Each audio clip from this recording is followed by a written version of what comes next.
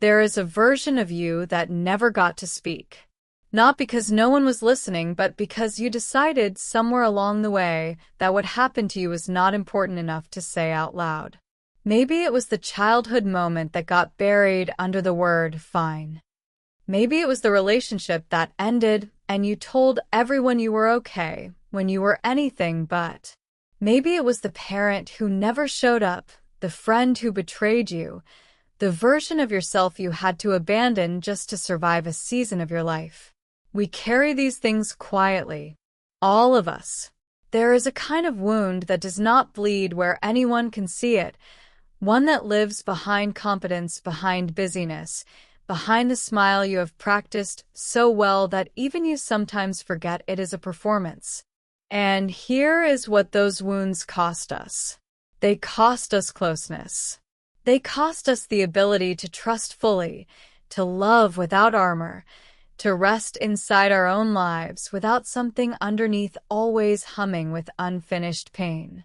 But silence is not the same as healing, and surviving is not the same as being whole. What you are about to listen to is not about reopening old wounds. It is about finally closing them, gently, honestly, and for good. You did not arrive here by accident. Something in you recognized that there is still work to be done, not the kind of work the world sees, but the kind that happens in the quiet spaces.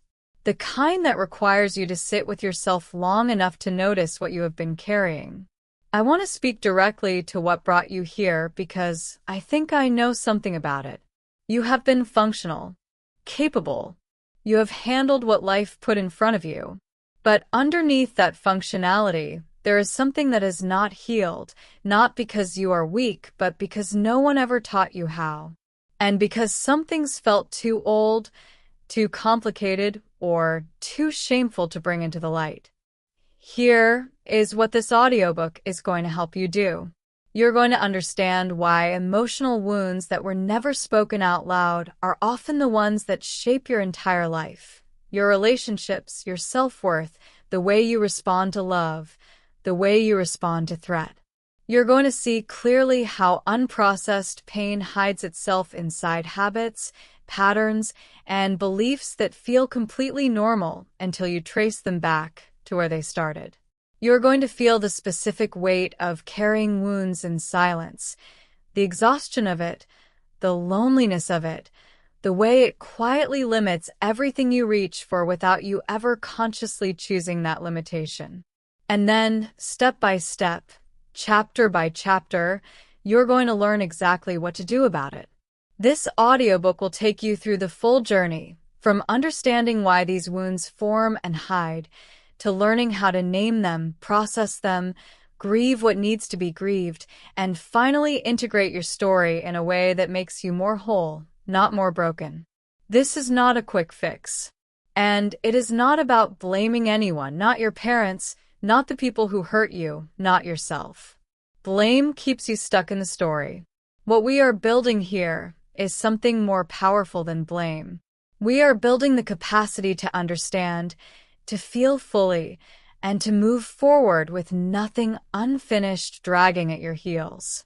What you carry has shaped you, but it does not have to define you. Let us begin. Chapter 1. The wounds we were never allowed to name. You are sitting at a table. Maybe it is a family dinner, maybe it is a work meeting, maybe it is a conversation with someone you love, and someone says something that lands on you like a stone dropped into still water. You feel the ripple move through your whole body. Something tightens. Something old surfaces. And then, without thinking, you push it back down. You change your expression. You say something neutral. You continue. Nobody at that table has any idea what just happened inside you. And neither, sometimes, do you. This is not rare. This is the experience of almost every human being walking this earth. We have all learned, in ways large and small, that certain feelings are not welcome, that certain pains are better left unnamed, that the most reliable way to keep the peace, inside ourselves and with the people around us, is to act as if some things simply did not happen. Here is what I have come to understand about that moment. The act of not naming a wound does not neutralize it. It preserves it. A pain that has been spoken out loud begins the process of becoming the past. A pain that has never been named stays alive in the present, lodged in your body, embedded in your reactions, coloring every new experience with the residue of something old. The researcher Bessel van der Kolk spent decades studying what happens to human beings when painful experiences go unprocessed. His work showed, with remarkable clarity, that the body holds what the mind refuses to process. The pain does not disappear. It migrates. It shows up as tension, as hypervigilance, as the inexplicable anger that arrives when someone is 5 minutes late, as the way your chest tightens when someone raises their voice even slightly. You are not overreacting. You are reacting to something real, something that never got its moment of acknowledgement. The wounds we were never allowed to name come from many sources. Some of them are dramatic, loss, betrayal, abandonment. But many of them are quieter than that. The years of feeling like the difficult one in your family, the relationship where your feelings were consistently minimized, the success you achieved that nobody important to you celebrated, the version of yourself you slowly disappeared to make someone else more comfortable. Small wounds, repeated over years, cut just as deep as singular large ones. Sometimes deeper, because their repetition teaches you to stop expecting anything different. It becomes identity. It becomes the quiet belief that your inner world is simply not that important. Here is what I want you to begin doing today, starting in the next 10 minutes if you choose. Take one single moment from your past, one that still carries a charge when you let yourself think about it. Not the largest one, not the most complicated one. Just one moment that has never fully been spoken out loud. Write it down in one sentence. Not to analyze it, not to solve it, just to name it. Right. This happened, and I never said it mattered. That single act of naming is the first movement of every healing that is possible for you. The wound cannot be treated until it has been seen. Carrying unnamed pain is exhausting in a way that has no comparison because you are working against yourself every single day without knowing it. The moment you give something a name, the nature of your relationship with it changes permanently. And what changes when we name things is what we are going to explore in exactly the direction we are heading next, because understanding why we go silent is a different conversation than learning how to finally speak. Chapter 2: Why We Go Silent. The Origins of Emotional Suppression. Think about the first time you cried in front of someone and wished immediately that you had not. Maybe you were young. Maybe someone made a face. Maybe you were told to stop, to be stronger, to get over it. Maybe nobody said a word, but the silence that followed your tears was enough to teach you everything you needed to know about whether your emotions were welcome. We learn emotional suppression before we have words for it. This is not a personal failing. This is the inheritance of almost every human being who grew up in a world that had its own ideas about which feelings were acceptable, which ones needed to be managed quickly, and which ones should never see the light of day at all. Emotional suppression does not arrive as a conscious choice. It arrives as adaptation. It is something we learn to do to survive, to stay connected to the people who matter to us, to avoid rejection, to keep functioning inside environments that could not hold the full weight of what we felt. And adaptations that help us survive a difficult season have a habit of staying long after that season is over. The psychologist John Bowlby, who gave his entire working life to understanding how human attachment forms and breaks, discovered something that reshaped how we understand emotional development. He found that children do not simply express what they feel, they express what the people around them can tolerate receiving. If a parent shut down in the presence of sadness, the child learned to make sadness invisible. Not because the sadness was wrong, because love felt conditional on managing it. Consider what this means for you. The emotional rules you operate by right now, the ones that tell you when it is acceptable to need something, when it is safe to be vulnerable, which parts of your inner life are shareable and which must be hidden. Those rules were written when you were very young, by people who were themselves carrying their own unprocessed pain. You inherited a system, and that system has been running quietly in the background of your entire life. This matters enormously in your daily experience right now. The colleague who points out your mistake and you feel a disproportionate shame that keeps you up at night, that shame was written into you long before that meeting. The partner who withdraws slightly and you find yourself panicking in ways you cannot explain, that panic was learned before this relationship existed. You are responding to the present with a nervous system that was shaped in the past. When you notice yourself going silent in a moment that deserves a voice, try this. Pause before you act on the impulse to suppress. Place one hand on your chest and ask yourself one question. Whose rule is this? Not as an accusation toward anyone, but as an honest inquiry. Whose voice is telling you right now that this feeling should be hidden? When you identify it, even loosely, you separate yourself from the rule. You are no longer a person who cannot feel this. You are a person who is taught not to show it. That distinction is the first step toward choosing differently. The origin of your silence was not weakness. It was intelligence applied to a situation that demanded survival. But you are no longer in that situation. And the silence that protected you then is the very thing that is limiting you now. Understanding where the silence comes from is essential, but there is a layer beneath it that most people never examine, and that layer is what shapes everything that comes after.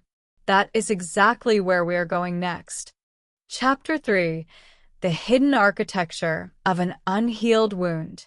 You have probably had the experience of reacting to something and then, in the quiet afterwards, wondering where that came from. The argument that escalated far beyond its actual cause. The tears that arrived at something that seemed small. The wall that went up around you without your permission when someone got too close. You did not plan those responses. They arrived. And that arrival, that sense of being taken over, is the signature of an unhealed wound operating beneath your conscious awareness. Unhealed wounds do not sit passively inside us. They build architecture. They construct the internal landscape through which every new experience is filtered. Here is how that architecture forms. When a painful experience happens and goes unprocessed, when there is no witness, no language, no acknowledgement of what occurred, the nervous system stores the experience as an unresolved threat, not as history, as a current condition. The brain, in its extraordinary dedication to your survival, keeps the alarm system active because the perceived threat was never resolved. This is why old pain can feel like present reality, because to part of your brain it is.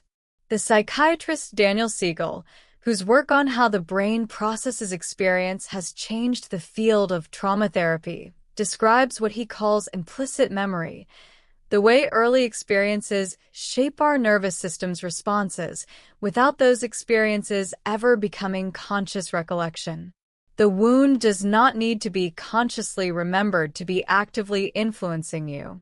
It can live in your body, in your automatic responses, in the stories you tell yourself about who you are and what you deserve, without ever surfacing as a clear memory.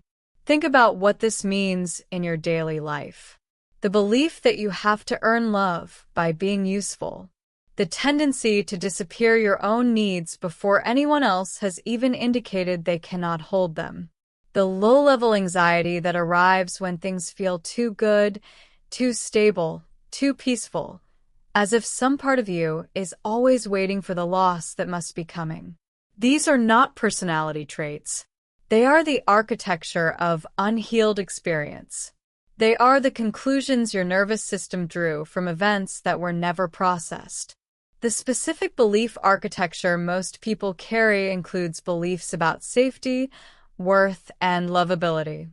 Safety sounds like, the world is not reliable, people will leave, good things end. Worth sounds like, I have to be exceptional to deserve space, my needs are burdensome, I am too much or never enough. Lovability sounds like, if people really knew me, they would leave. These beliefs operate as facts. They shape choices, relationships, and entire trajectories of life, not because they are true, but because they were never examined. Here is the practice to begin today. Choose one recurring pattern in your life, a relationship dynamic that keeps repeating, a fear that keeps arriving, a ceiling you keep hitting, and write down the belief underneath it. Complete this sentence. I behave this way because I believe. Write whatever comes without filtering. The belief you uncover is the architecture. And architecture, once visible, can be redesigned. Before we continue, I want to ask you something. Drop your answer in the comments right now. What is one belief about yourself that you have been carrying for years but have never examined out loud? I read every comment, and your answer might shape the next audiobook we create together. The architecture of an unhealed wound tells a story about what happened to you. But there is something even more urgent to understand, what those unspoken wounds do to your body long after the original event is over. That conversation is the one that changes everything. Chapter 4. What silence does to the body. There is something that happens the moment you force yourself to continue a conversation, attend a function, or perform normalcy when something inside you is screaming. Your jaw tightens. Your shoulders rise. Your breathing shallows without you realizing it. And by the time you are alone again, you are exhausted in a way that sleep does not seem to fix. Not because your day was physically demanding, but because you spent it carrying something heavy and pretending you were not. The body knows what the mind tries to manage. This is not metaphor. This is biology. The science of how emotional suppression affects physical health is one of the most important and least talked about bodies of research in modern medicine. When we suppress emotional experience, when we push down what needs to be expressed, we do not neutralize it. We physiologically hold it. The stress hormones that were activated by the original painful experience remain elevated. The nervous system stays in a state of low-level alert. And the cumulative cost of that sustained alertness over months and years is profound. Gabor Mate is a physician who spent decades working with patients in some of the most difficult conditions imaginable and emerged with one of the clearest understandings of the body-mind connection in modern medical literature. His research and clinical work showed, with extraordinary consistency, that the patients most prone to serious physical illness were those who had learned earliest in life to disconnect from their own emotional experience. The body, in the absence of emotional expression, expresses the pain itself, through chronic pain, through autoimmune conditions, through the specific physical locations where each person habitually holds their tension.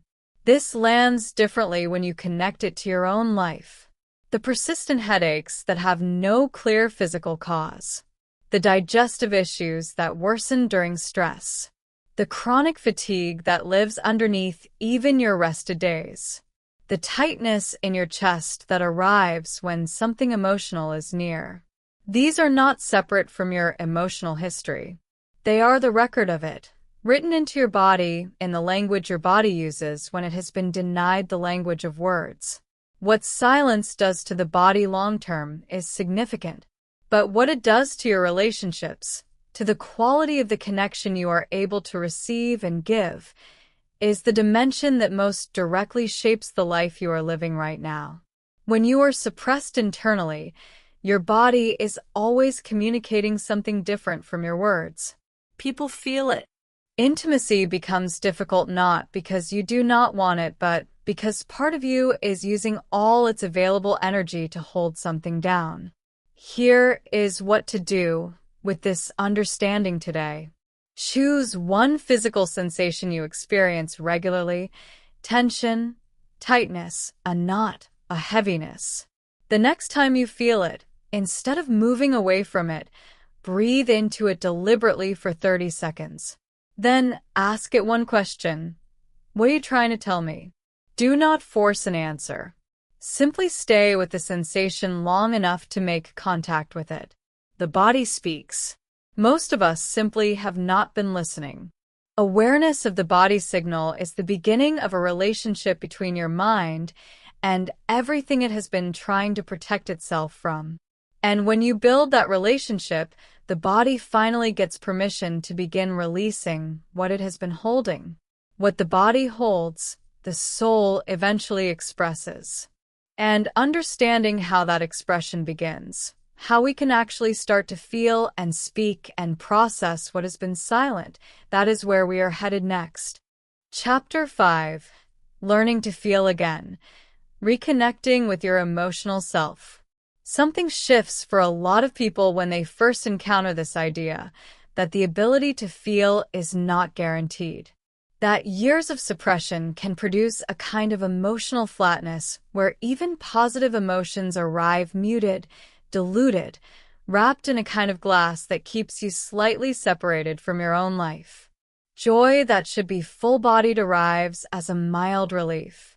Love that should be expansive arrives as something quieter, more guarded than you know it should be. This is emotional disconnection, and it is far more common than anyone talks about. When the nervous system learns that emotions are dangerous, that feeling fully leads to pain, rejection, or overwhelm, it develops a remarkably effective self-protection mechanism. It turns down the volume on emotional experience across the board, not just on the painful emotions, on all of them. The same mechanism that keeps you from drowning in grief also keeps you from fully swimming in joy. You cannot selectively numb.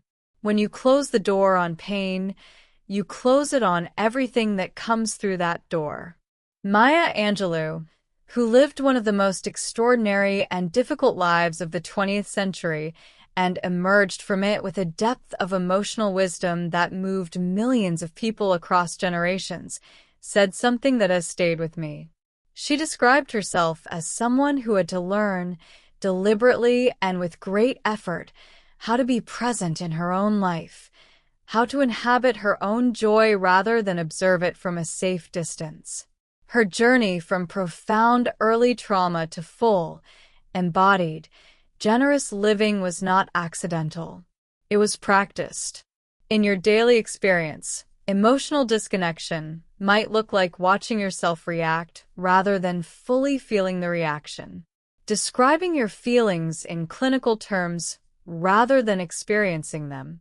Finding it easier to process other people's emotions than your own. Feeling most comfortable when your role is supporter, advisor, or helper, because other people's needs give you a clear function while your own remain ungoverned and therefore frightening. Reconnecting with your emotional self is not a dramatic event. It happens in small moments of deliberate presence. It begins with giving yourself permission to feel things without immediately needing to manage, fix, or justify them. Here is the specific practice. For the next 7 days, once a day, at any moment of your choosing, pause and complete this sentence in writing. Right now, underneath what I am doing and saying, I actually feel.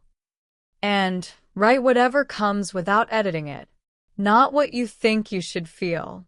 Not what makes sense. What is actually present. Do this for 7 consecutive days, and something inside you will begin to move.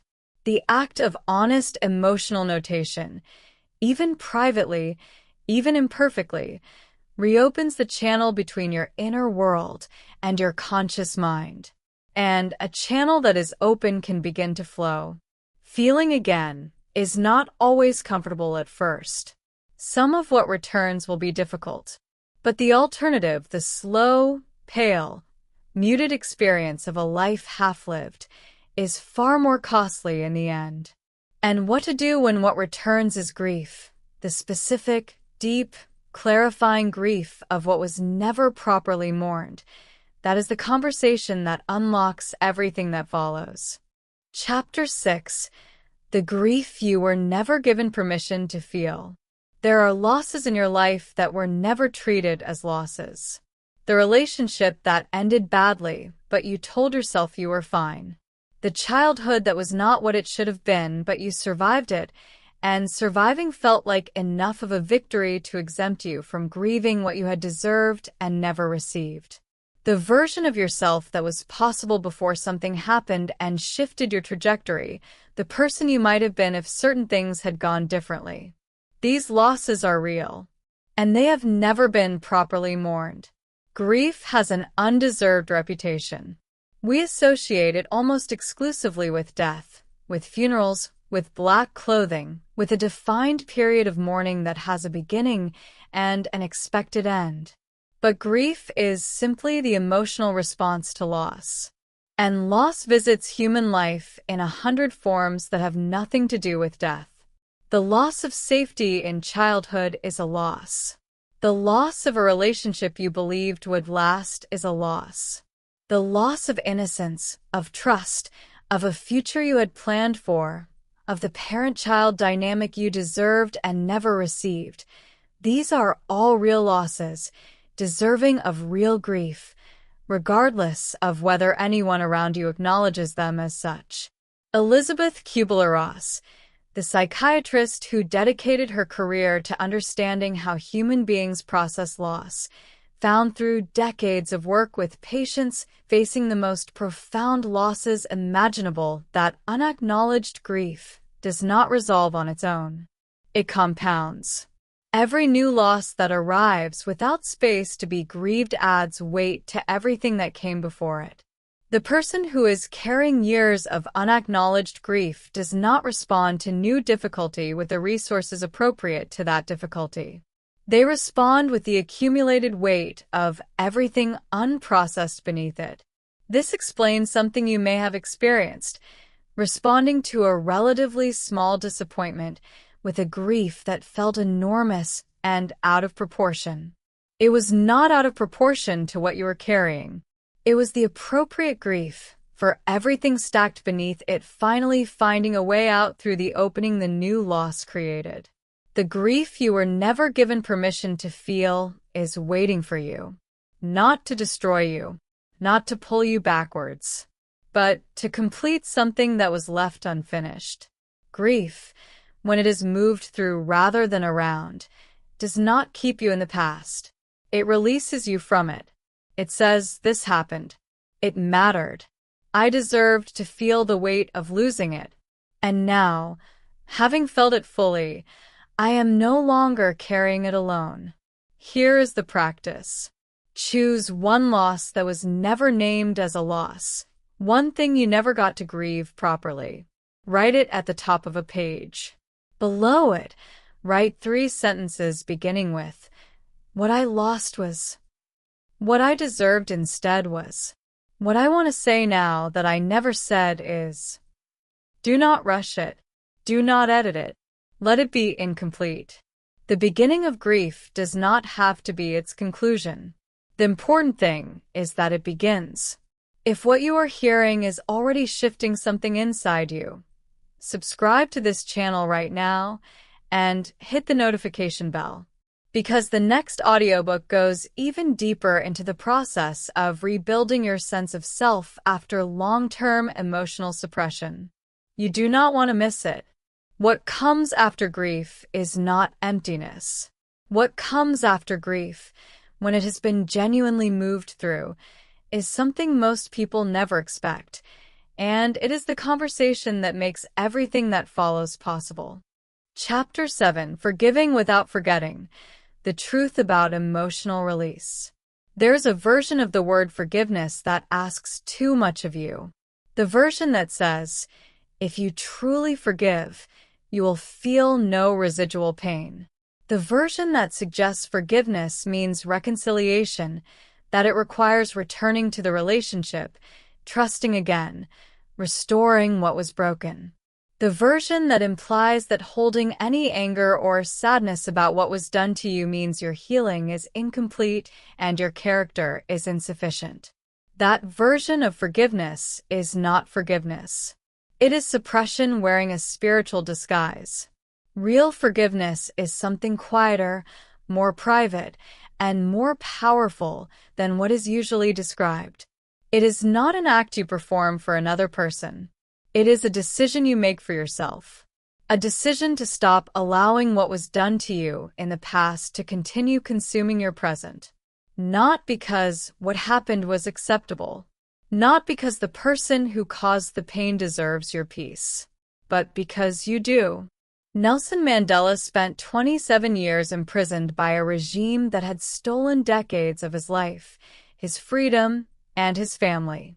The day he walked out of that prison, he made a statement that has since become one of the most frequently quoted observations about forgiveness in history. He said that as he walked through the gate, he knew that if he did not leave his bitterness and hatred behind, he would still be in prison. He was not forgiving the apartheid government for their sake.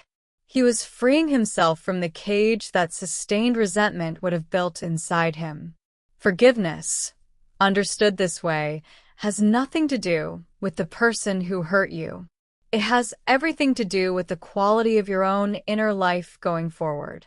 In your daily experience, unforgiveness lives as hypervigilance, as the need to protect yourself at all costs in certain types of relationships, as the quiet rehearsal of old arguments that never resolved, as the mental courtroom where you repeatedly try and convict the people who hurt you, seeking a verdict that never fully satisfies because the trial is happening inside a mind that is still imprisoned by the original injury.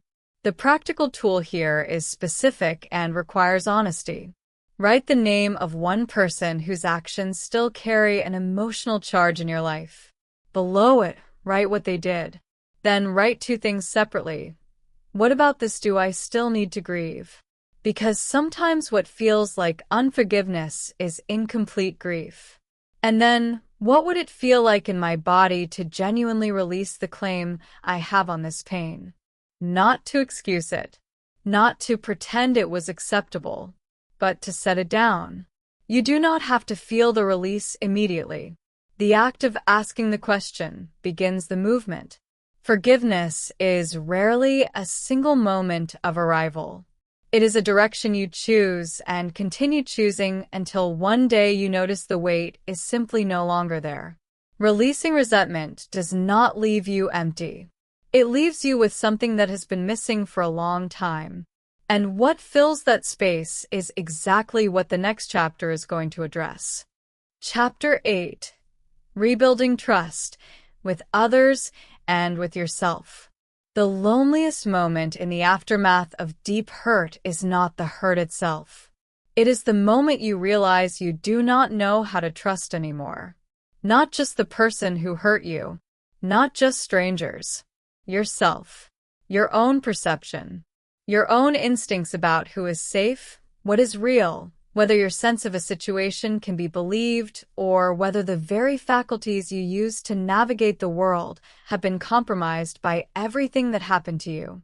When betrayal, abandonment, or prolonged emotional injury breaks trust, it does not break only the trust in a specific person.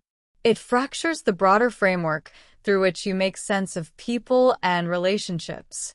And walking through life with a fractured trust framework is exhausting in a way that is difficult to articulate because every ordinary interaction becomes an environment that must be assessed for threat. Stephen Covey, whose work on human effectiveness and character reshaped how millions of people approach both leadership and personal life, understood trust as something structured and buildable, not as a feeling that either exists or does not, but as an architecture of small, consistent, kept commitments. Trust, he argued, is not rebuilt through grand gestures or declarations. It is rebuilt through small acts that accumulate into evidence. Evidence that a person, or you yourself, does what they say they will do, values what they claim to value, and remains consistent when being consistent is inconvenient.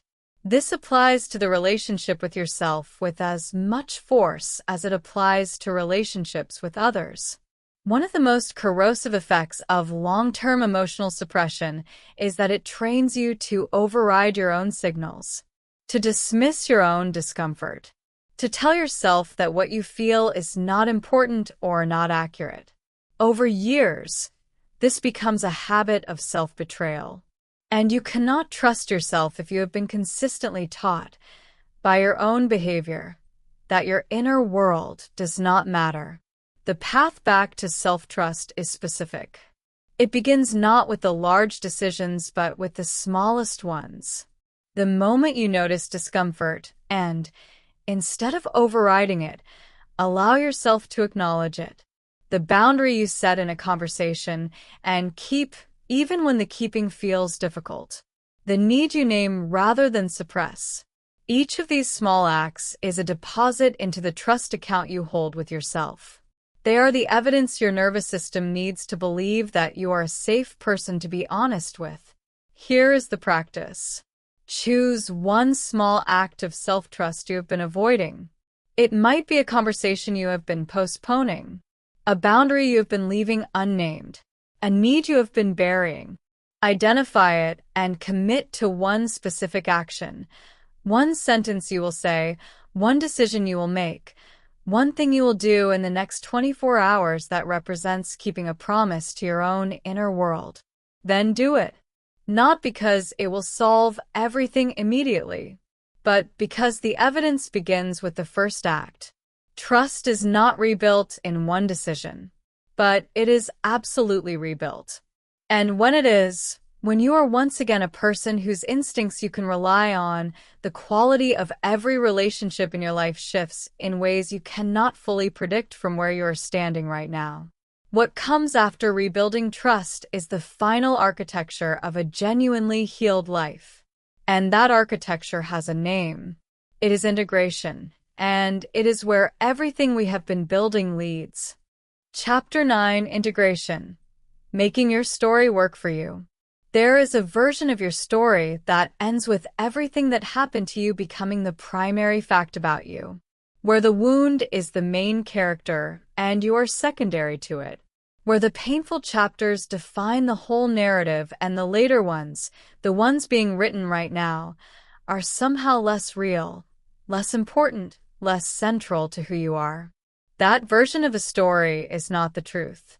It is simply the version that forms when healing never reaches completion. Integration is the process by which the difficult chapters of your life become part of your story without remaining the whole of it. It is the moment when what happened to you, the wound, the silence, the suppression, the loss, becomes something you have rather than something you are. The difference between those two positions is the entire distance between a life shaped by the past and a life informed by it. The psychologist and Holocaust survivor Viktor Frankl lost nearly everyone he loved in the Nazi concentration camps and emerged from that unimaginable experience with a philosophy of human resilience that has since touched millions of lives. What he understood, from the inside of the most devastating circumstance imaginable, was that meaning is not assigned by events. Meaning is created by the person who lived through them. The same experience that destroys one person becomes the ground on which another person builds an entirely new relationship with what it means to be human. The variable is not the event. The variable is what we decide the event means about us and about life. Integration does not mean that your difficult experiences are stripped of their weight. It means that their weight becomes something you can carry with presence rather than collapse under in avoidance. Your wounds, integrated, become the source of your specific capacity for empathy, the depth with which you can sit with someone else in pain because you know that territory from the inside. They become the ground of your particular strength, the resilience that was built not in theory, but in the actual living of difficult things. They become the intelligence you carry, that people who have not been through what you have been through simply do not have access to. The daily practice of integration is this. When you notice an old pattern arising, an old reaction, an old belief, an old defense, instead of fighting it or surrendering to it, try naming it with compassion. Say inside yourself, "There is the part of me that learned to do this when I needed protection." Thank it for its service. Then ask it to make room for the response the person you are now, the person with greater resources, greater understanding, greater capacity, would choose instead. This is not toxic positivity. This is the deliberate, daily process of choosing who you are now over whose circumstances once made you. If this audiobook is adding real value to your life, do not keep it to yourself. Share it with one person who needs to hear this today. You might not realize it, but that one share could genuinely change someone's life. Integration is not the end of the journey. It is the beginning of the one you actually want to be on. And that is exactly where we are heading for the final chapter, which is not a conclusion, but a beginning. Chapter 10, The Person You Are Becoming. You remember that version of you from the beginning of this journey, the one sitting with something carried in silence, something that never got its moment of acknowledgement, something that had been managed and buried and performed around for longer than anyone around you knew. That person is still you, and that person is now different, not because the pain is gone, not because the history has changed, but because the relationship to it has. Because you have spent this time doing the most important and least visible work a human being can do, turning toward the interior, naming what lives there, and beginning the long, honest, liberating practice of no longer managing your wounds from the outside while they continue to shape you from the inside. Through these chapters, you walked a complete arc. You came to understand that wounds go silent not because they are unimportant, but because of what we learned very early about which parts of our emotional experience were welcome. You trace the architecture of how unprocessed pain builds itself into beliefs, patterns, and physical sensations, the hidden operating system running behind every choice and reaction. You learned what the body holds when the mind refuses to process, and why addressing the physical dimension of emotional wounds is not optional, but essential. You reconnected with the capacity to feel, not as a destination arrived at, but as a practice returned to each day. You gave grief the space it has been asking for, not as a backwards movement, but as the very thing that completes what was left unfinished. You examined forgiveness, not as an act performed for others, but as the private decision to stop paying for someone else's actions with your own present life. You began the specific, incremental work of rebuilding trust with others and, most importantly, with yourself. And you arrived at integration, the place where your story becomes something you carry with presence rather than something that carries you without your knowledge. This path is not linear. I want to name that directly and honestly. There will be days when an old pattern returns with its full original force, and you will wonder if anything you have done here made any difference. There will be moments when the grief that felt processed surfaces again, and the suppression that felt broken reasserts itself in a moment of stress or vulnerability. This is not failure. This is the nature of deep work. The patterns laid down over years do not dissolve in a single listening. They respond to sustained, repeated, compassionate practice. Give yourself permission to be imperfect in your progress. The direction matters more than the speed. Here are the principles to carry with you on any difficult day. Your wounds do not define your worth. They document your survival. Survival is not your ceiling. It is your foundation. Silence was how you protected yourself. Speech is how you free yourself. The body keeps the score, but you hold the pen. What you process, you are no longer imprisoned by. You cannot selectively numb. Open yourself to the pain, and you open yourself to the full measure of joy that has been waiting on the other side of the same door. Your story is not finished. The most important chapters are the ones being written right now. Close your eyes for a moment and imagine the version of you 6 months from now. If you take everything from this audiobook and apply it consistently, imperfectly, honestly, that person wakes up in the morning without the low-level hum of unfinished emotional business coloring the entire day. That person moves through difficult conversations without the armor that used to arrive automatically, because the wound that made the armor necessary has been addressed at its source. That person experiences joy that is full-bodied and present, not muted behind protective glass. That person cries when something is sad and laughs when something is funny and feels love without immediately bracing for its withdrawal. That person looks back at everything they carried and feels, not shame at having struggled, but a quiet pride in what the struggle produced. That person is not perfect. That person still has difficult days. But that person is genuinely, measurably, undeniably more whole than the person who pressed play at the beginning of this audiobook. That person is you in the process of becoming. The most important thing I want to leave you with is this. The emotional wounds you never talked about were not signs of your weakness. They were signs of how much you had to carry without the right tools, the right support, or the right permission to be fully human in the presence of people you needed. You are now someone who has faced that territory with honesty and courage. That changes something permanent inside you, not because of anything external, but because you chose to look where you had been trained to look away. Silence kept you surviving. Truth is what makes you whole. If this audiobook gave you something real, subscribe to this channel and stay on this journey with me. The next audiobook goes even deeper into rebuilding your identity and sense of self after long-term emotional suppression, and it is one you will not want to face without. Share this with someone who needs it today. You might not realize it, but that one act of sharing could be the thing that changes someone's entire life. And until next time, keep growing, keep choosing, keep becoming.